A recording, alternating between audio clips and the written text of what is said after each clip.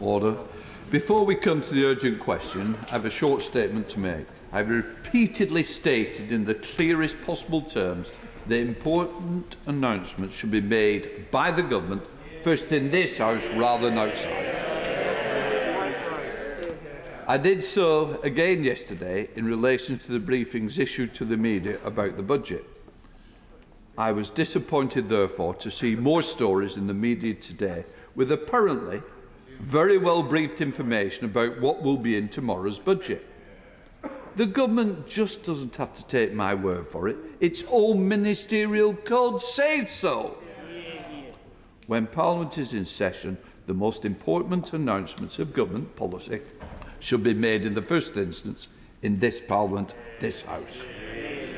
As I said yesterday, I do not have to give a reason for my decisions about urgent question applications, but in this case, I want the House, and especially the government, to be clear.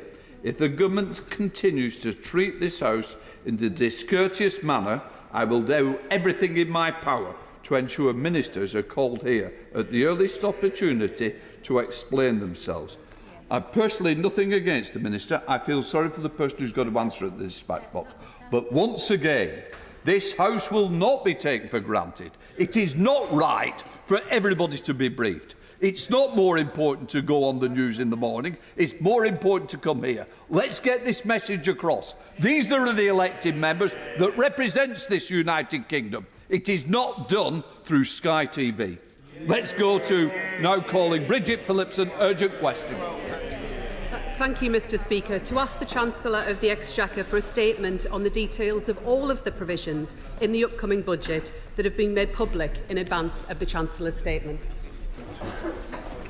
Minister. Thank you, Mr Speaker.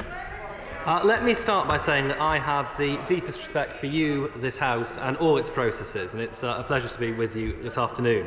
The ability of Parliament to scrutinise the government, including the budget, is clearly crucial, which is why we've got 5 days of parliamentary debate ahead of us this week and next, and why my right honourable friend the Chancellor will be appearing in addition in front of 2 select committees of this House next week. Tomorrow he will announce a budget that delivers a stronger economy for the British people, investing in public services, levelling up, delivering on growth and jobs, with a pay rise for 7 million people, 5 million in the public sector and 2 million through an increase in the national living wage. Today, I will very briefly summarise some of the headline announcements we've made on the budget already, with the caveat that the bulk of the detail of the budget, of course, will be delivered by the Chancellor himself at this dispatch box tomorrow.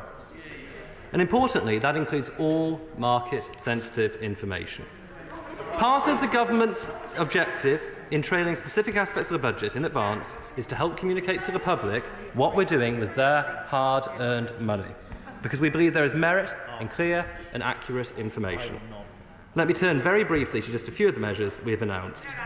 An increase in the national living wage from £8.91 to £9.50 an hour, meaning an extra £1,000 a year for a full-time worker.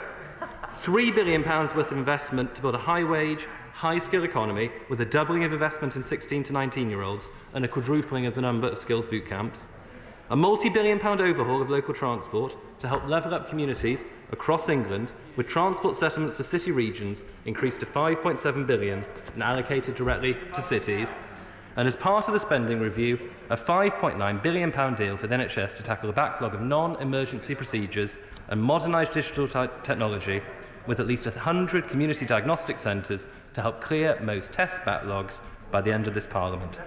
These are just a few of the measures that the Chancellor will outline tomorrow to this House as the government continues its work of delivering a stronger economy for the British people.